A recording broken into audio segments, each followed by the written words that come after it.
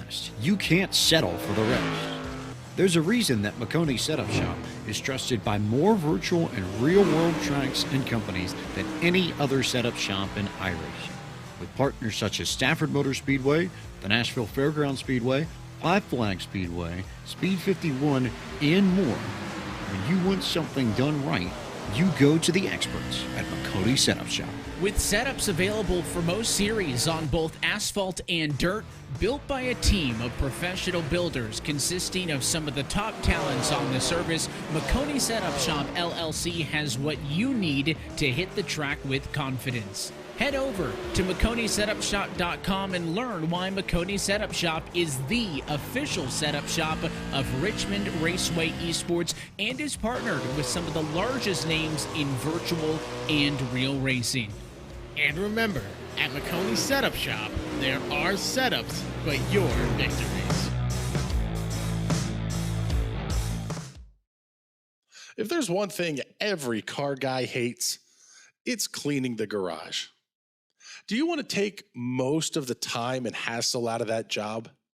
Then call Zone Garage of Eastern Pennsylvania and New Jersey. Agnes and her crew will have your garage, shop, basement, or even your porch looking great all the time. With unique patterns and designs, plus the ability to incorporate your logo or any artwork, your space will never have looked better. Installation is done in 1 day, guaranteed, and Zone Garage offers a 20-year warranty on the top coat. Their coatings are durable, anti-slipped, and impact resistant. Give them a call at 570-856-6067. That's 5.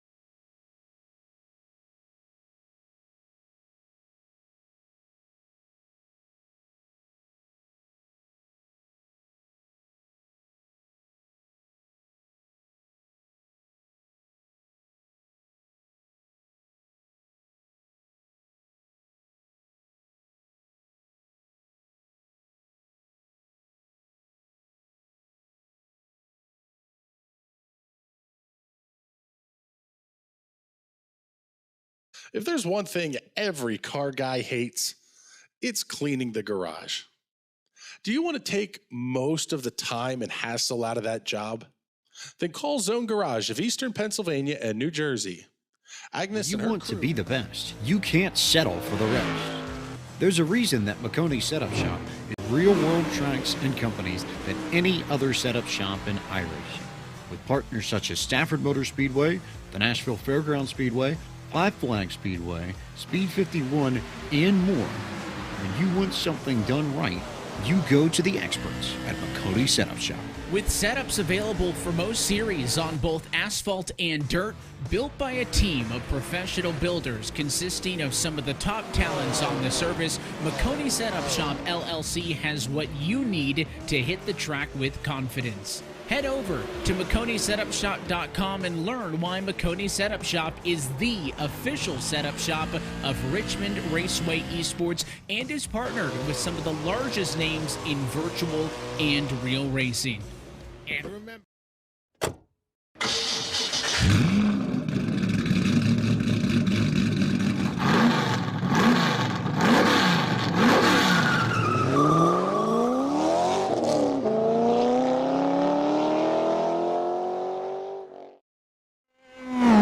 Good evening, ladies and gentlemen. Welcome to California, the streets of Long Beach. Tonight, the Indy Pro 2000 Series takes on the streets of Long Beach. My name is Chris Graham with the National Racing Network. It is a pleasure to have you joining us this evening. Qualifications already underway. Absolutely thrilled to be joined by James Watson and Chad Irvine in the booth tonight here. It's going to be a three-man booth tonight. Really looking forward to it in a big way.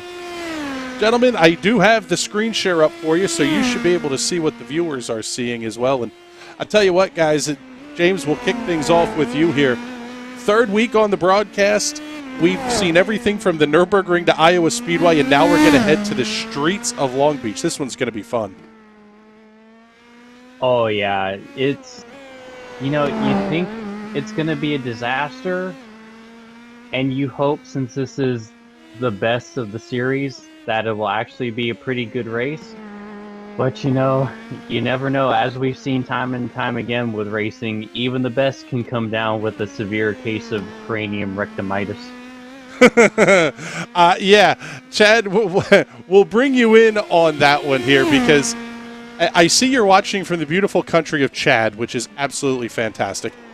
What are you thinking here as somebody who's got a lot of laps behind the wheel of a PM18, but road courses aren't necessarily your specialty? I know a couple of these drivers in this field. We've got a very talented group. I actually just called Mo Islam. He was in a race that I called on Monday night over in the Autobahn Racing Series, so I'm very familiar with his driving. Very talented guy. Raced against Frank last week at Phoenix, and a lot of the names in this field, they are very talented in these cars, and there is zero margin for error, much similar to what you will see at an oval where one mistake can end your race. But here on a road course, you have to do all of that while still turning right. Yeah, that's going to be one of the big challenges here, and we'll get you the track information here up on the screen in just a second and tell you a little bit about the streets of Long Beach. 1.968 miles, 11 turns. First ran the race here as an F5000 race, then Formula One took over, 1976. The speeds of these PM18s are actually probably going to be not all that far off from what the F1 cars of the 70s were turning around here. Whole ton of grip out of these race cars here tonight. Let's tell you a little bit about them. Manufactured by Tatus, powered by a Mazda-designed 2-liter engine, making 275 horsepower. It's a twin wishbone suspension. Electronics provided by Cosworth. 2,750 millimeters, 500 kilograms. If you're doing it in Freedom units, good luck, you're on your own.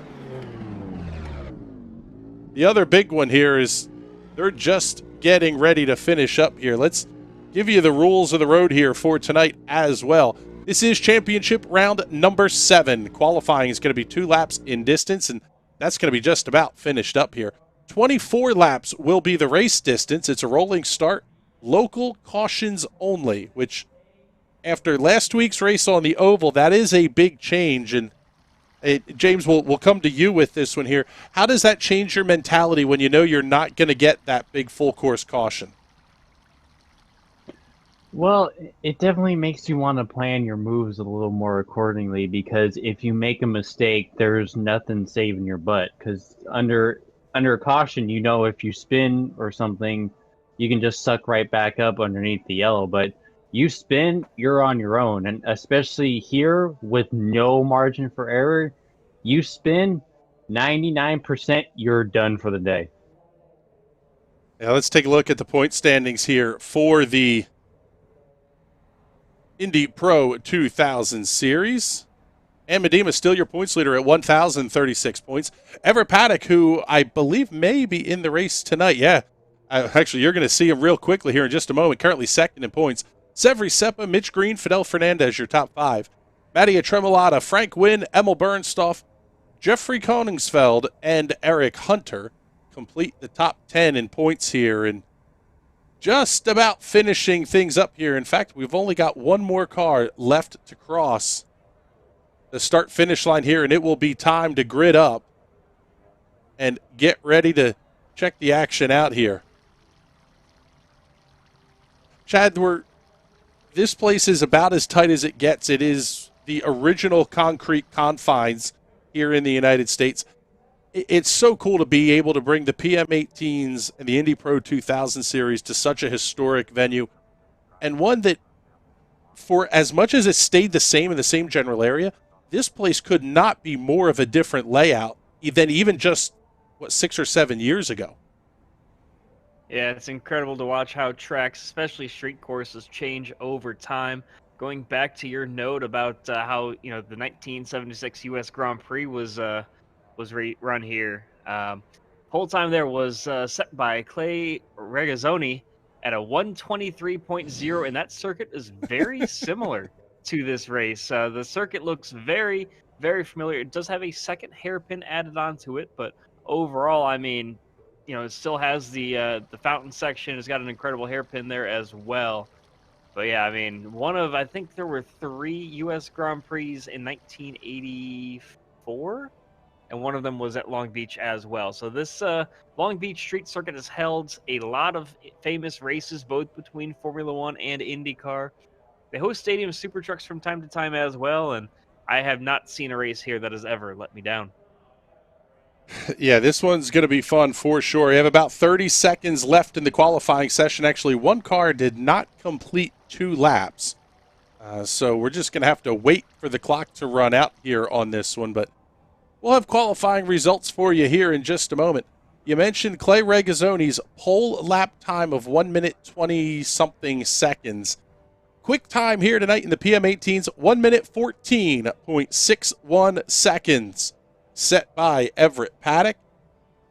A lot of familiar names to those of you that watch the PM18 broadcast with us here on Thursday nights. However, there are several names here you're going to kind of go, I don't necessarily know that one. Let's take a look at the starting grid for tonight's race. Everett Paddock is your pole sitter out of the Midwest United States. 1 minute 14.615 seconds. How about 14 1,000ths of a second back to Mitch Green out of Pennsylvania? They'll make up row number 1.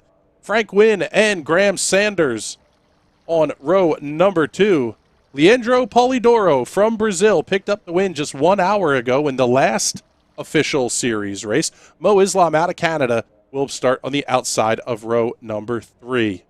Row 4 will have Claude Remillard from the Northwest U.S., Michael Hollier out of Illinois. Row 5, Nagisa Yashikawa out of Illinois, and Antonio Alvarez from Venezuela, Colombia? Hispano America. Yes, Hispano America. So Adam Wright that one. out of Illinois. Dave McDonald from Ohio on row number 6. Row 7 going to be all alone. It'll have Chris Swadling out of the Australia-New Zealand region. Good luck to Chris tonight dealing with the latency issues that come with competing out of Australia. At times, that can be an absolute mess. Field's getting ready to pull off here. They'll fire away. They're going to basically start on the back half of the course here. It's a very short pace lap, so he's going to have to get single file pretty quick for the hairpin and then jump right back into things to get it rolling once the pace car pulls away. Pace car is in. We'll see the green flag here in just a moment. It's up in the air. We're underway here at Long Beach. Wow. Pretty jump by Everett. Yeah, completely opposite from Mitch. Good gracious. Yeah, Mitch drops back a spot there. Going to be 2 wide going into turn number 1. Oh, 3 wide. Oh, contact! Contact! And no, oh my, how did that not get bigger? They all made it. They were 4 wide there at one point going into turn number 1, and then more contact there from the back end of Mo Islam, but these guys are keeping things rolling. I'm not sure how tires are not disconnected yet. Yeah, well, the 6 has a wing disconnected, so this is going to be real sketchy for him trying to get back to the 6. Yeah, he's got 2 cars right behind him that he's going to have issues with as well. Working his way through turn number 5, and man, these guys are just all over each other as 2 through 4 are all single file. Take a look up here at the front of the field. Everett Paddock holds on to the race lead, but the gap has shrunk significantly. Graham Sanders, Mitch Green going to do battle here. This will be their first time through the hairpin.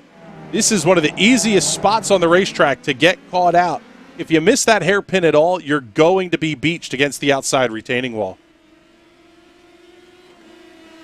Yeah, in these cars, it's not so much of a problem because these cars are so narrow compared to, say, the Indy cars or Grand GT cars that you might see. But overall, it still is a very difficult corner to get right to not lose a bunch of spots with lap number 1. Yep, I think Mitch Green may have just gotten the outside retaining wall. Oh, and then big pounds it into the wall at the fountain. He's going to have to tow. That'll be the end of the night for Mitch Green.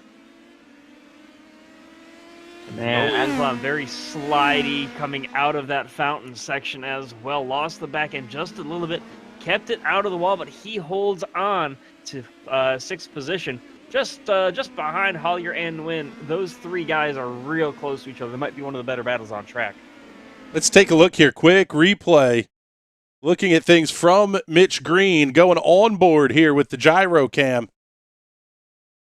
Yeah, he caught the outside retaining wall a bunch, and that's absolutely going to jack up the suspension. He had nothing coming here into the fountain section. That's a very interesting place to lose it very late in the corner, but man, yeah, he just went straight on there through the fountain, and oof, that just hurts. I think he knew because the car was toast, he just yeeted into the wall. He's like, screw it, if I'm gonna go out in a blaze of glory here. And I think that's an interesting choice as well. With as little room for error as there is here at this track, if you clip the wall, take one tire off, you can get that repaired in 4 minutes and get back out there. But once you hit that wall the second time, you take both front tires off, it's about 4 minutes per tire. That doubles the time that you have to spend in the pits on top of the tow.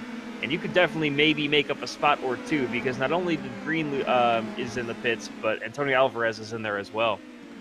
Take a look here at the 6 of Leandro Polidoro. That car missing the front wing. Of all the places you don't want to be down on downforce, it's going to be here at Long Beach, but seeming to be doing a pretty good job of keeping up here with Yoshikawa.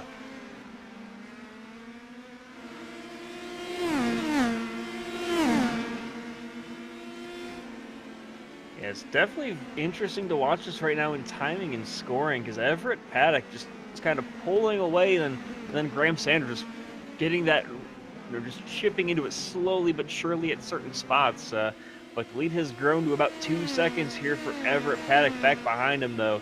Back from about 3rd down to, I'd say about 6th or 7th. There's about a second between each car. So certainly some battles still to be had on track and some interesting racing as the race continues on. Taking a look here, also seeing an issue on the track for Mike Hollier, who's currently running in the 3rd position. Get you the Hot Shoe Raceware instant replay on this one. Check out what happened to the 7 machine. He may have just been really slow through the hairpin. Yeah, I've been watching him because I was seeing something pop up in timing and scoring. He lost a bunch of time to Graham Sanders, but he's still holding on there to 3rd spot, and he now has Frank just breathing down his neck. Frank and Mo both right there together. I tell you, someone that had issues was the 10 of Antonio Alvarez. Shortly before Mitchell had his issues, Antonio spun coming out of the back straightaway and just completely stuffed it into the outside wall. Yeah, we'll get you the Hot Shoe Raceware instant replay on that one as well. Keep your eye on that number 10, reminiscent of those 1980s Williams F1 cars. Oh, yeah, he's already twitchy on entry. Big time bends it into the tire barrier. Kind of surprised he elected to take the tow there because there is a shortcut to get to the pits where you don't have to go around the hairpin. But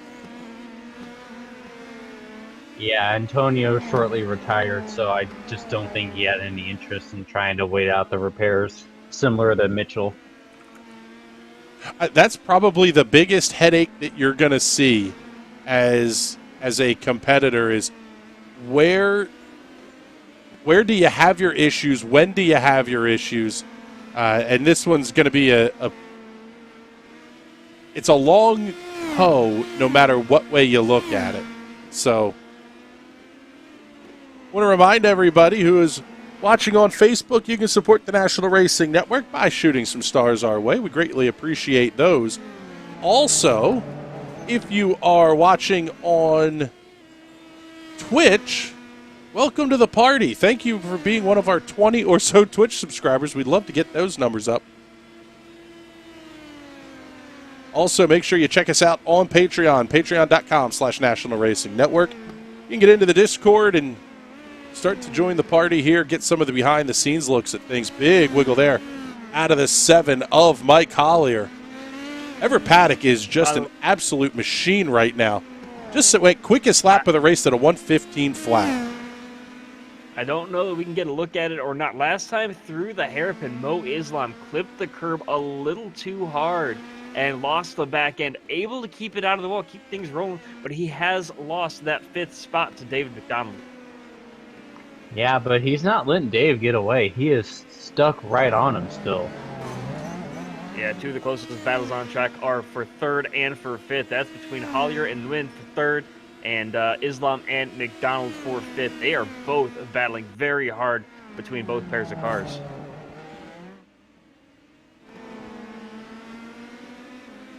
We'll pick up this battle between Dave McDonald and Mo Islam as they're going to make their way around to turn number 11. Through the hairpin. Oh, man, they both may have clipped the inside retaining wall there.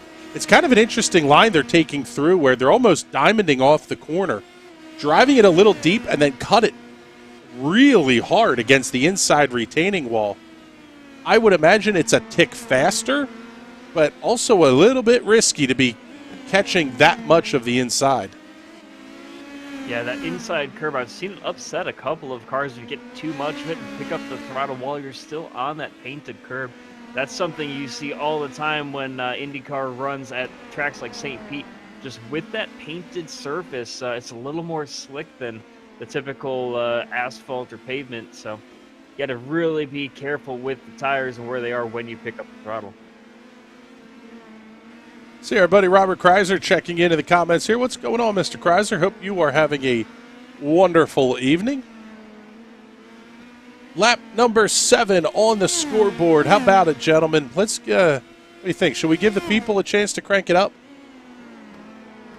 Oh, blow those speakers out, baby. Let's go. The louder the better.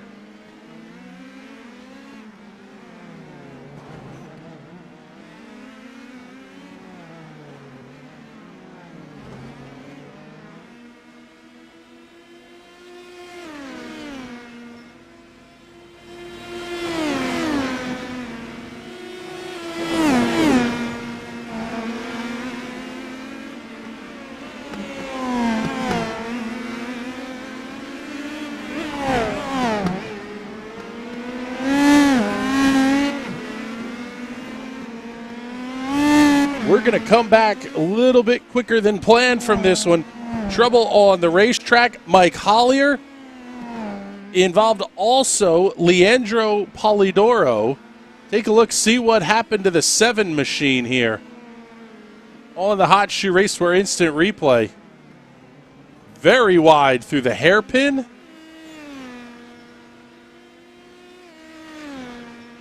He looks okay, however, also an issue. Yeah, for Andrew just mid-turned 1, and he just towed it back to the pits. He didn't have any contact with anything. He just missed the corner and decided to call it. Yeah, he's very interesting decision. Yeah, I was going to say he's the car that had the front wing damage. We wonder if that may have really started to slow him down, but it's going to make 3 cars out of the race: Polidoro, Green, and Alvarez.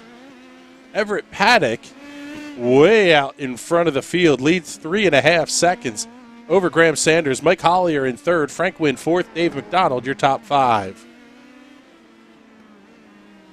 You know, I wonder if the 6 might have gotten a DQ from, because surely he should have gotten a meatball. There's no way the system would have allowed him to run all of those laps with completely missing a front wing. Yeah, it's a weird thing because I believe that the iRacing rule typically is you have 3 laps from being given that meatball flag. So unless that it was delayed for some reason. Oh, and clipping the inside wall is Frank went real hard there. Barely able to keep things rolling. He's lost a ton of time the last couple laps to Michael Hollier. But he's going to have in the next couple of laps David McDonald and Mo Islam breathing right down his neck. Those 2 cars less than a second apart. catching up in a very big way here. Dave McDonald, that World War II dive bomber type paint scheme on that car. Man, it's cool to hear the suspensions rattle on those cars as they come through the hairpin. Heading down Shoreline Drive, approaching the halfway point, Everett Paddock seems to have this race pretty well in hand. There's something, and I wonder if it's not how Hollier isn't potentially coming out of the hairpin, but we're seeing him showing up on timing and scoring as having crashed each of the last 3 laps. I believe it might be something in the setup, because between him and McDonald, they are bottoming very hard as they come down Shoreline Drive. It's just incredible to hear what they have in the suspension that's different than guys, say, like Frank Wynn and Mo Islam, where that car just sounds smooth all the way around the racetrack. Speaking of setups, make sure you check out McConeySetupShop.com for all of your setup needs on the oval side. They're the official setup shop of Richmond Raceway Esports. Fielding the cars of Jimmy Mullis and Zach Novak. Head on over to McConeySetupShop.com today. How's that for the segue into getting one of the sponsor reads in early? Wynn and McDonald are starting, or excuse me, McDonald and Islam are starting to make up a fair bit of ground here on Frank Wynn. Wynn picking up a win in the first broadcast race of the season at Watkins Glen after the race leaders had some issues. In fact, all 3 cars that were in front of them encountered issues. Nobody running that close to each other tonight, though, is Everett Paddock is about 12 seconds, or almost 13 now, ahead of this battle.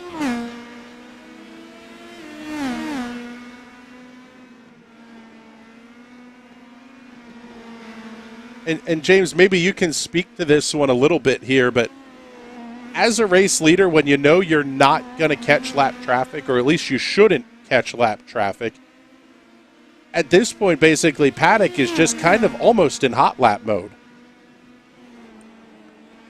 Yeah, sometimes it can be the worst thing because you're sitting there putting along like, this is going too well. And then you're just hyper-focused on any little thing that could potentially derail you. Sometimes it's the worst thing is having that big of a gap and not really having to worry about anyone else. Now, Everett, he's really fast and really successful, so he's used to it. He doesn't have to worry about that.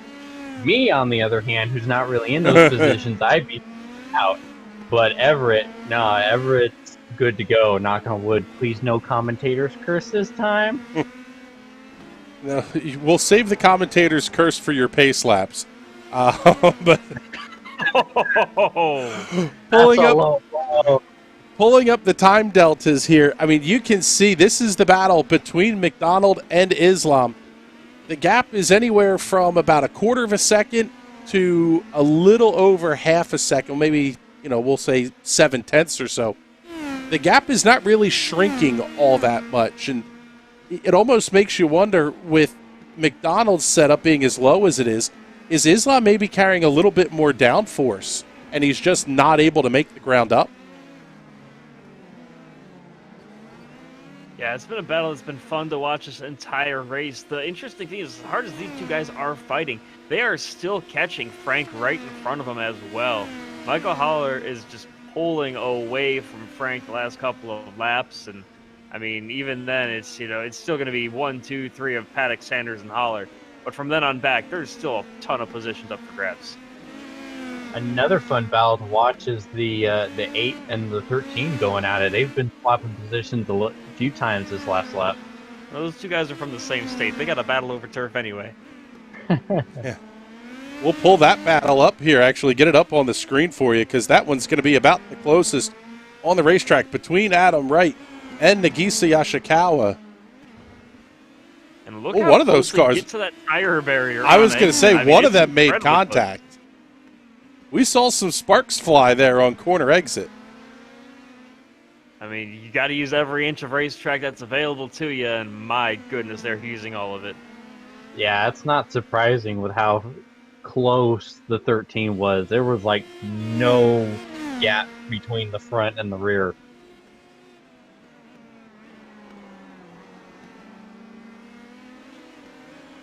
Absolutely pushing it to the limit are both of these guys. And I mean, all throughout the field, these guys are going to be pushing as hard as they can, hoping somebody else makes a mistake. But I don't think we're going to see that between Paddock and Sanders out front. Holler just holding on for dear life, and back behind, I mean, they're just fighting all through the field.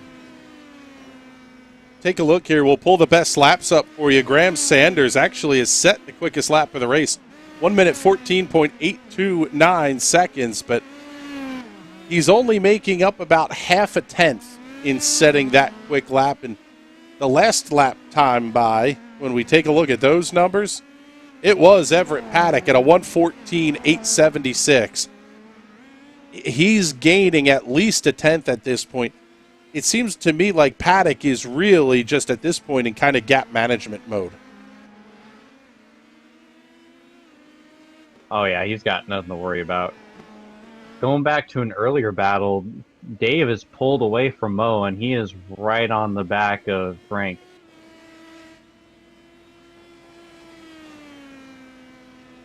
And Yoshikawa definitely just clobbered the wall. We saw him pushing the limits right there behind Adam Wright just a minute ago. But, man, both of those guys are just trying to use every inch of track that is given to them. And a very different line between both of them as well. As we look further up in the fields here, this is at David McDonald. Yeah, McDonald has pulled away from Mo Islam, and he's really catching up on Frank Wynn. Mo, I think, had a bit of an issue here. Let's get you a Hot Shoe Raceware instant replay on that one. Take a look and see what happened to the number 9. And I'm surprised to see Mo Ooh, so squirrely what a in the save. cars. I'm surprised to see him struggling. He's lost traction a couple of times, especially on corner exit, picking up the throttle too soon. I saw him run, as I mentioned, the GTEs in the Autobahn series on Monday, and he's very calm, cool, and collected in those. But with the additional power and how light these cars are compared to those, definitely a little bit of a different driving style for Mo, and I'm surprised to see him struggle so much. The track temperature is only 68 freedom units. That's very cool compared to what you might see on any other given race day.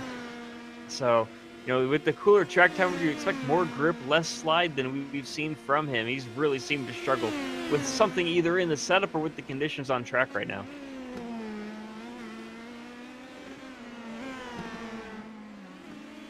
And he might have damage. He is dragging the car the entire way down the front straightaway and almost hitting the wall on the outside of turn number 1. Oh, seeing little sparks fly there on corner exit.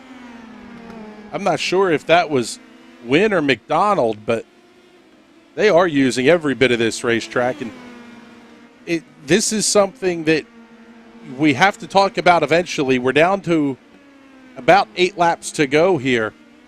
How much is tire saving going to make an issue here, or will it be an issue at all?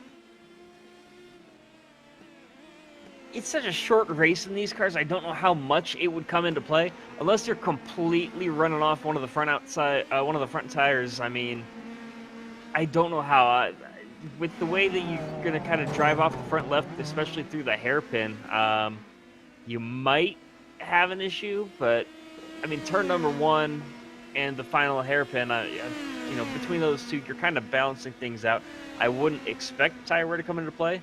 It's definitely going to be a very different race tonight than we will see next week when we go to Daytona. Yeah, in a very big way. Whoa, what a pass going into turn number 1. Big dive bomb by Dave McDonald. He's going to claim the 4th position. Yeah, I was going to say.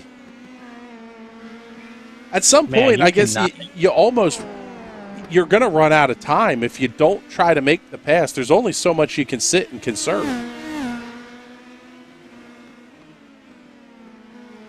Yeah, and that's the great thing about this track is it really sets out who has the biggest bravery, because you need to be fearless to pull off any sort of pass, because if you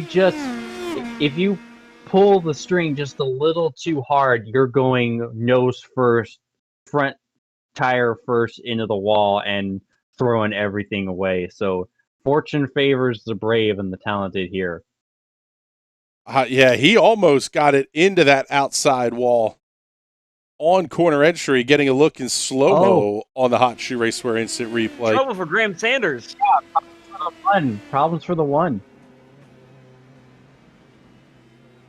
He's down pit road. He hit the wall. Yeah, he hit the wall just a couple corners before the hairpin. Take a look here and see.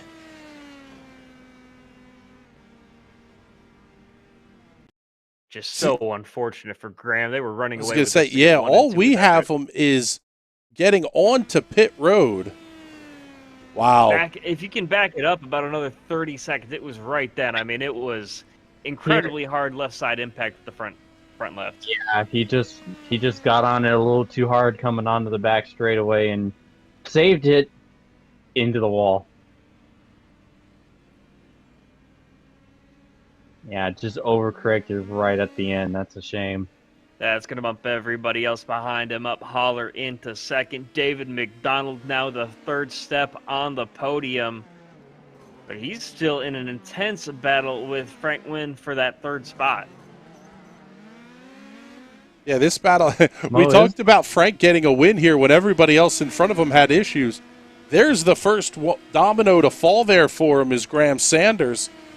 It's going to take a whole lot more than that for Frank to get up there and claim a victory tonight, but they're not all that far off from catching Mike Hollier. It's only about 3 seconds. By the way, Mo Islam as well must have had an issue. I'm showing as him being one lap down but back on track now. He spent 42 seconds taking repairs in the pits.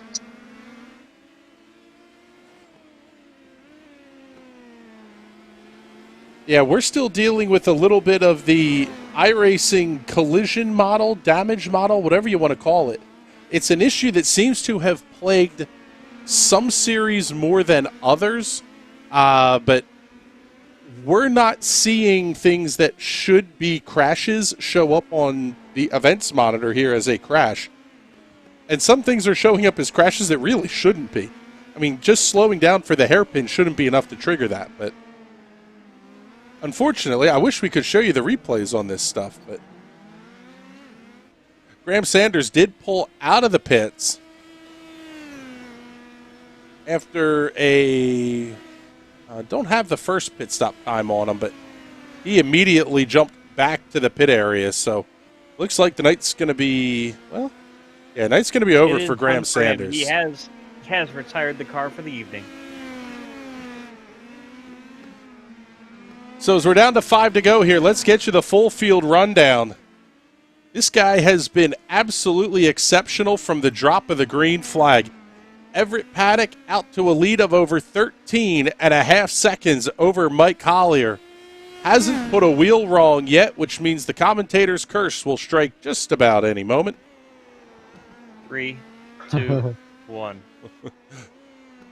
Yeah, as long as I'm not this time. Yeah, I'll gladly take the blame for that one. But Paddock has just been so darn good tonight, and really he's been unchallenged since the drop of the green flag. He had a almost 1 second lead by the time we got to turn number 1. Looking back at second place, just coming out of the hairpin, that's Mike Hollier. He had some early issues in this one. At least, the car was not handling completely to his liking. Currently now running in the second position after the retirement of Graham Sanders. Third is going to be this battle between Dave McDonald and Frank Wynn. Dave McDonald up 9 spots from the drop of the green flag. Mike Hollier up 6.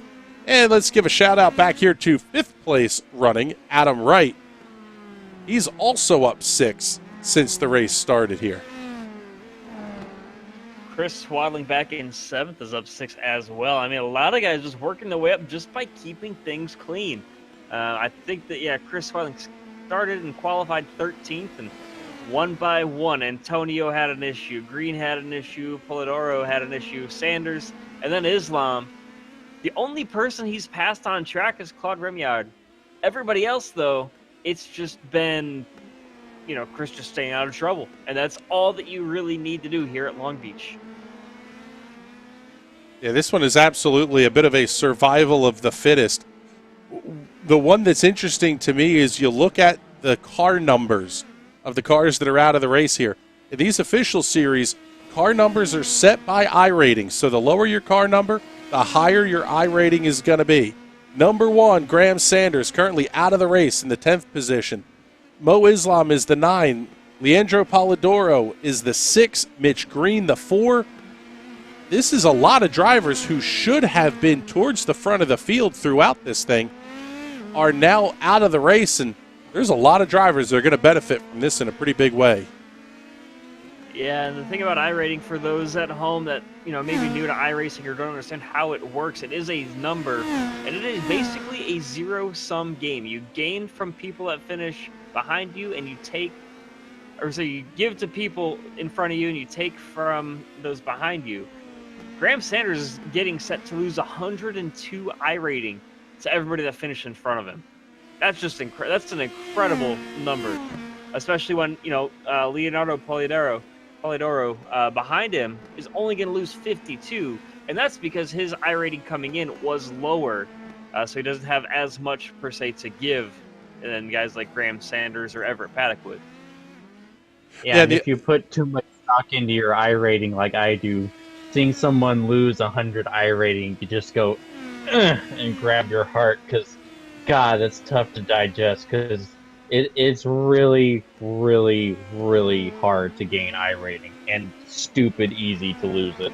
Yeah, if you want to look at another way in terms of gaining and losing iRating, Everett Paddock, the number 2 car, set to gain 57 iRating. Meanwhile, Michael Haller, running second, the number 7 car, he's set to gain 85 iRating. It's just showing how finishing as far up as you can, one position, can make a huge difference to the cars around you. Yeah, and it also comes into play with the ratings of the people around you as well. So somebody with a lower rating that does very well in a full field or a stacked field like this one is, they're going to gain a bunch more than somebody like Everett Paddock who's expected to finish at the front of the field. If you're expected to be farther back, Nagisa Yoshikawa is currently running in the 6th position. I would imagine he's probably going to be one of the biggest iRating gains of the night. Respectively, maybe not so much percentage-wise according to what he has currently, absolutely. The biggest thing that I'm noticing just from looking at everybody's iRating and license rating here, this is a C-class series, so there's different license to work your way up based on how clean you drive, how safe you drive. That doesn't have anything to do with skill. Skill is related to iRating. Safety rating is how clean you are. This is a C-class series, so it definitely is working your way up the ladder. But everybody in this entire field is an A-class, except for Frank Wynn, who's currently a B at B4.99. So he's as close to A as you can get without actually being there. Yeah, and I tell you what, guys, we're already on the white flag lap here. Everett Paddock will complete the clinic out of turn number 11. Down Shoreline Drive, one final time. We'll see the checkered flag this time by Everett Paddock picks up the win here at Long Beach. And he sets the fastest lap of the race in doing it, 1 minute 14.78 seconds. Mike Hollier with a clean run to second. He'll come across the line, claim that second position. The big weave out of Dave McDonald. He comes home third. Frank Wynn will be in the 4th position. Sliding back just a little bit, here's Adam Wright to complete the top 5.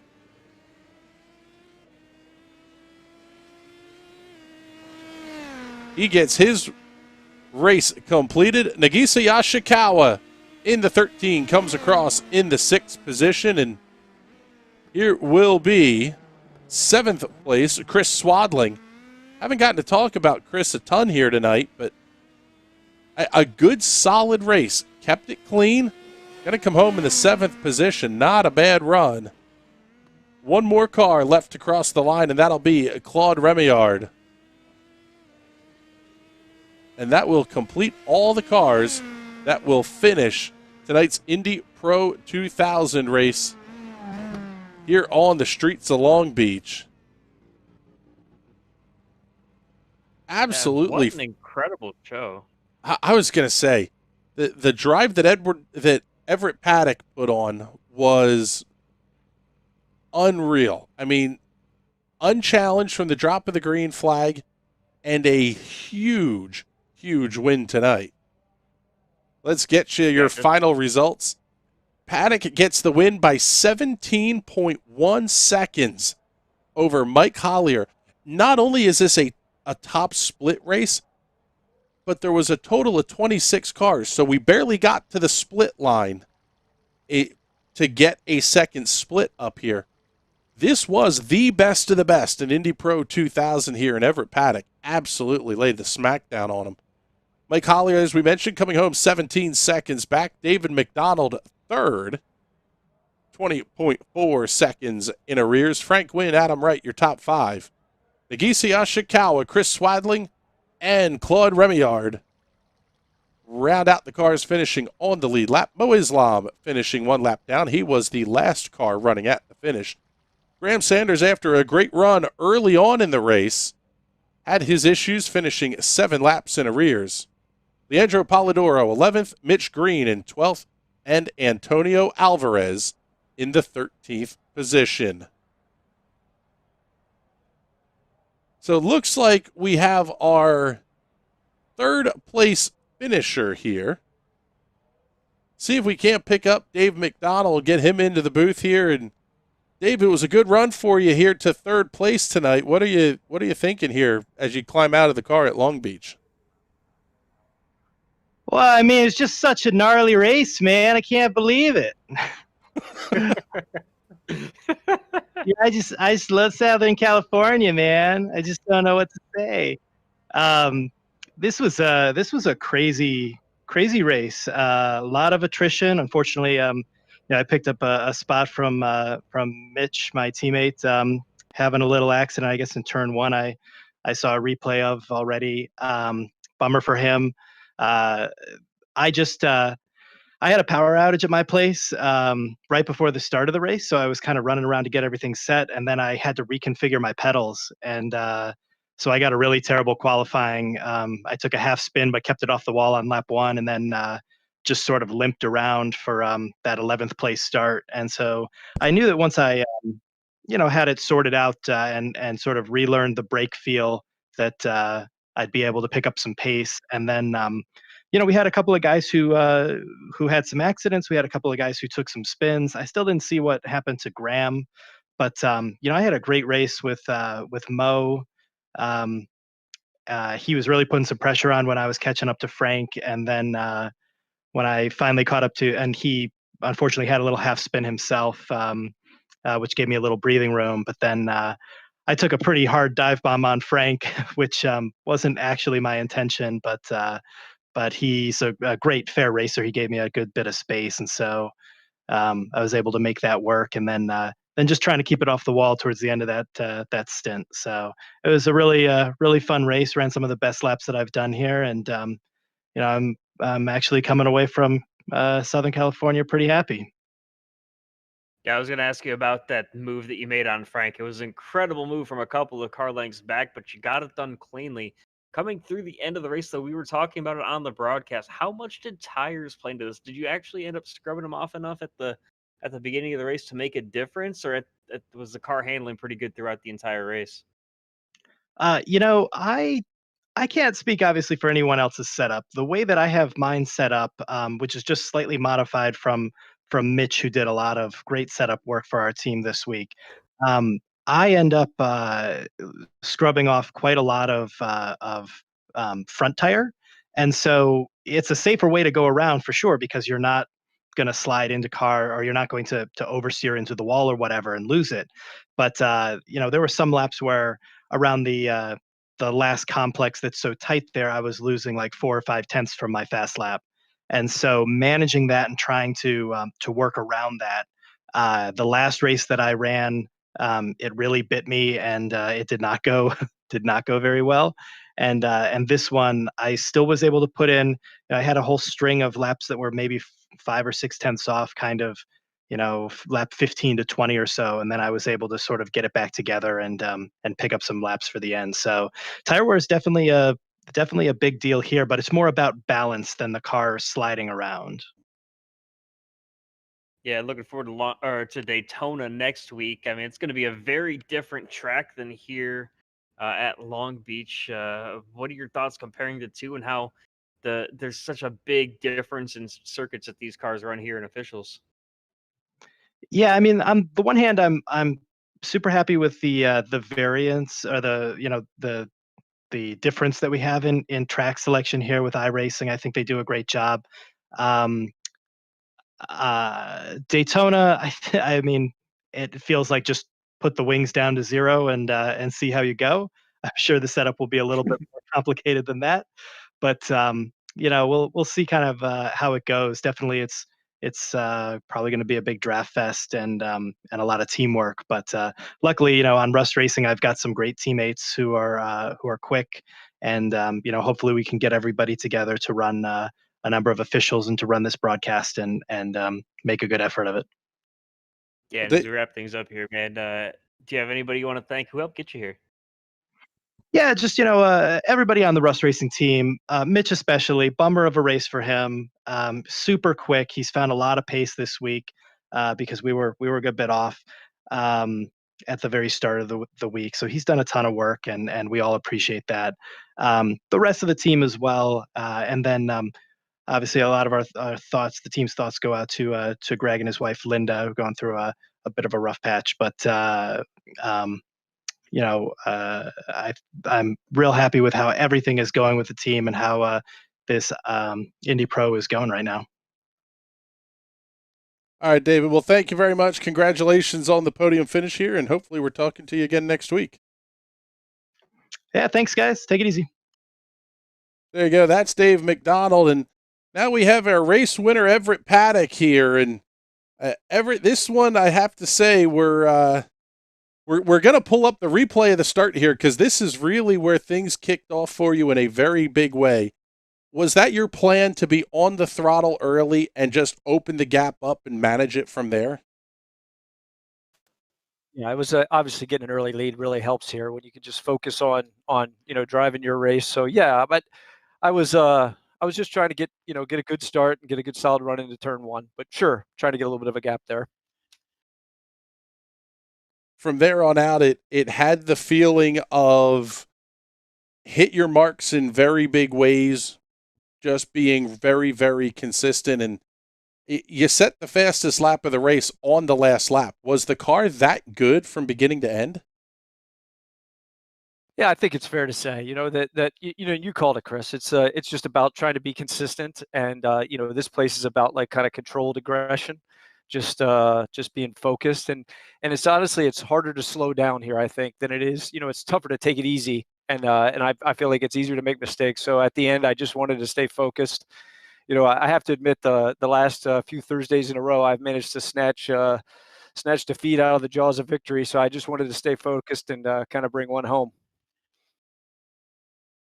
Yeah, Everett, that's what I wanted to talk to you about. I knew you had a lot of bad luck in runs these past few weeks. Did that happen to creep into your mind at all, those last few laps, just trying to make sure you could get to the line and bring home the W without any issues? Yeah, I won't lie, it did. I was, honestly, I've taken out people the last 3 weeks, and one of the things I pride myself on is not doing that. And I think at Nürburgring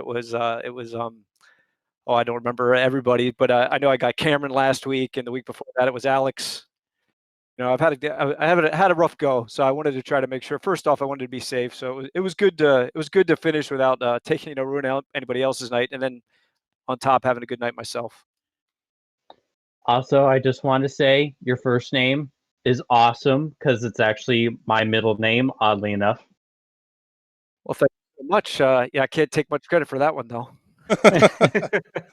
Oh, that's fantastic. Well, you're off the schneid now. What are your thoughts as we head into Daytona and a completely different style of racing coming up next week?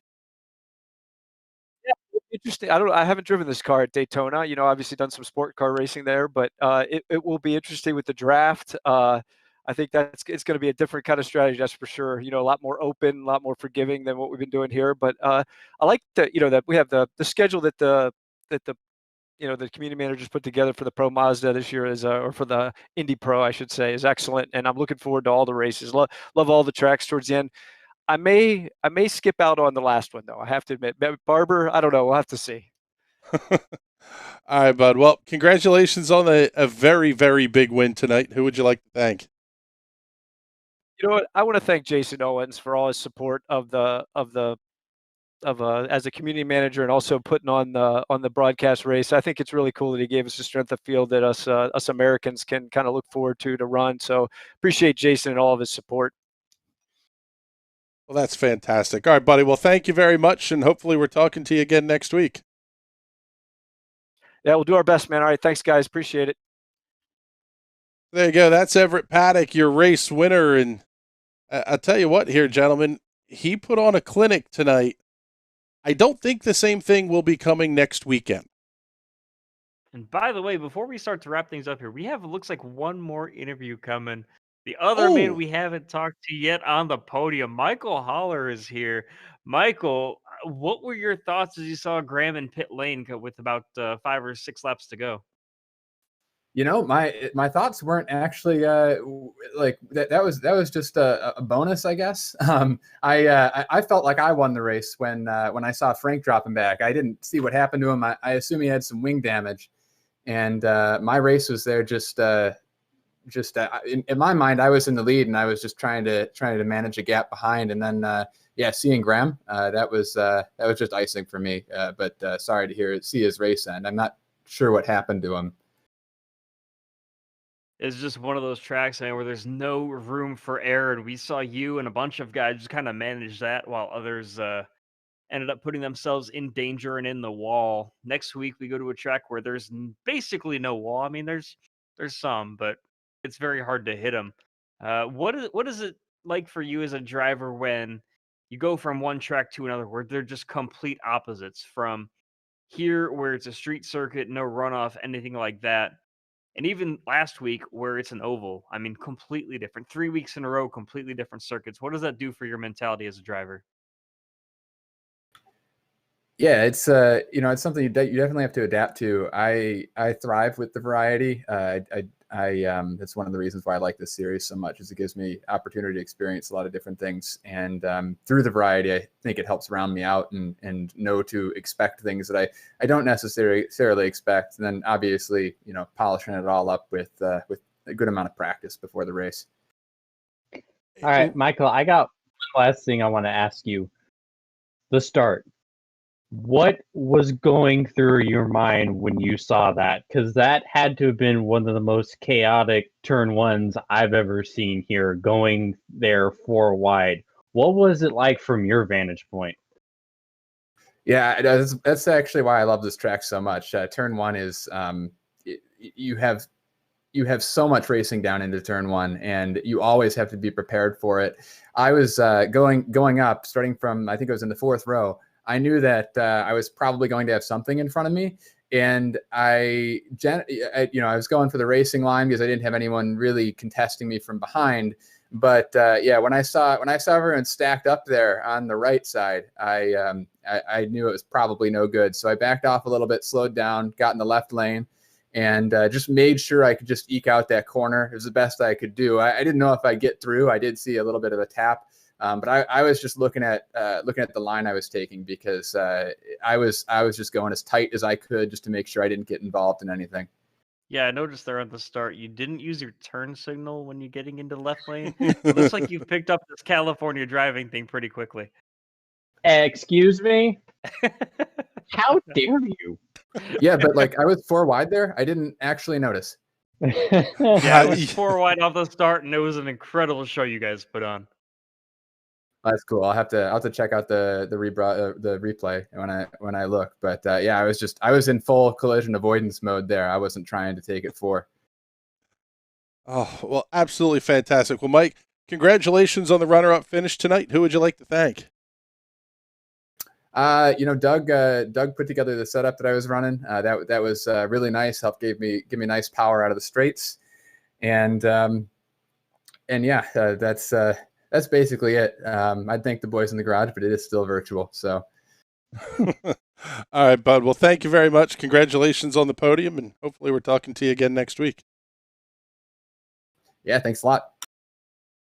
So there you go. There's Mike Collier. We almost cut him off here before we wrap things up. Now we can start to head into what's coming next here on the National Racing Network. We have a ton of stuff coming up.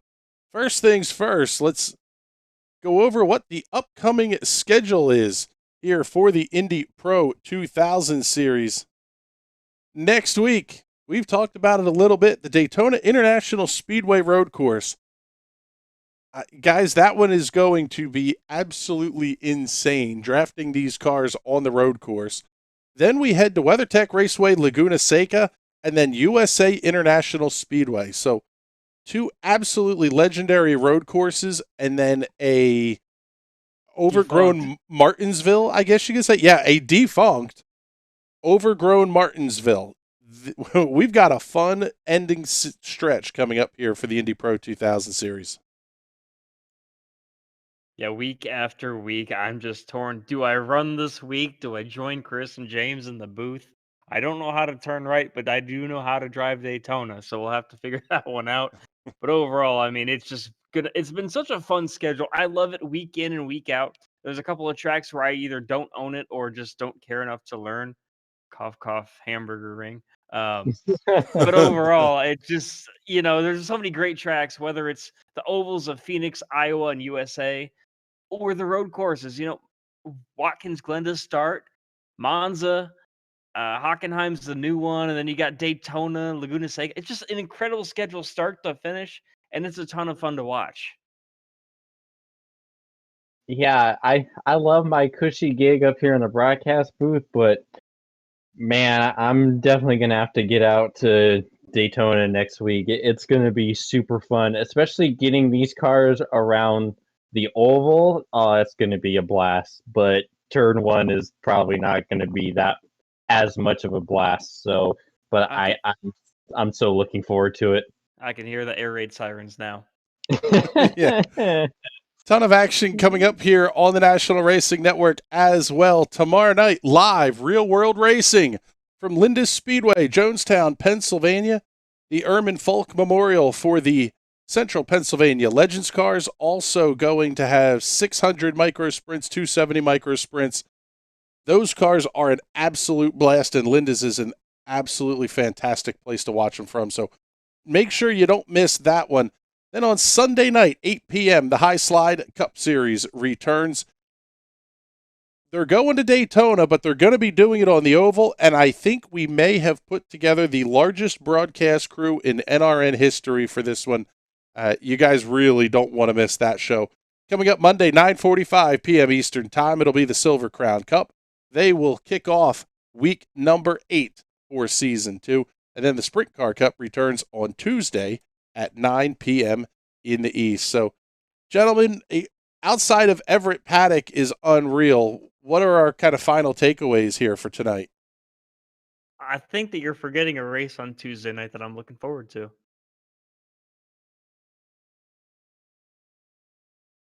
We do have the Tuesday Night Thunder series coming up here on Tuesday night, don't we?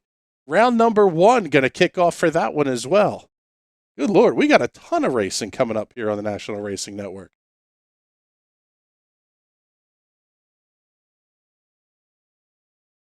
Chris, Anyway, you're back. Yeah, sorry Yay, about that, welcome. guys. So, yeah, I was saying Tuesday Night Thunder coming up here, week number 1. Guys, we're going to bring the PM18s out twice a week here because these things are so much fun to watch. I am definitely looking forward to this season. I hope that I'm feeling okay after my COVID vaccination on Tuesday. And man, season 1 was incredible. We had some fantastic races. I won one of them. I was so proud of that. But no, overall, it's such a fun series, and I mean, everything here on National Racing Network is always a blast to watch. So definitely tune in for everything you have the opportunity to watch here on the National Racing Network. I agree, and that's totally not because I'm paid by the National Racing Network. Nope, I'm You guys are getting paid? sure not by. No, Yeah. no. I People volunteered.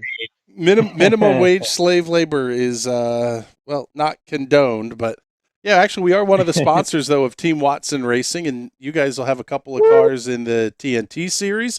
Yeah, Chad's a little surprised by that knowledge, but yeah, we're looking forward to it. The TNT series has been very, very competitive. O'Sheen Walsh, Ray Kingsbury were kind of the two guys at the front, but the cool thing about the PM18s is that you never really know. Kevin Smalley picked up a couple of wins that were, the first one was, I remember, being out of the blue. Wes Shire taking a win at Iowa on literally a half an ounce of fuel left. That series is a ton of fun to watch. So we're really proud to be the new broadcast partner of the TNT series. Plus, we have the TNT Special Event Series coming up here in May. That one will be basically the entire road to Indy on the Indianapolis Motor Speedway at the same time. Plus, we are going absolutely insane. We are going to run the Little 500 pavement sprint cars at Southern National for 500 laps. You really don't want to miss that show coming up in the middle of May as well. Only green flag laps count, right? Negative Ghost Rider. We are man. not doing the 24 hours of Anderson. But yeah, gentlemen, thank you very much. This one has been a ton of fun tonight. I can't believe we got lost on the lap count there and just having too much fun chatting it up here. But thank you very much for helping out in the booth tonight. And we want to thank you all for tuning in as well. For everybody here at the National Racing Network, my name is Chris Graham. It's been a pleasure to have you with us this evening. We'll talk to you soon. Have a great night.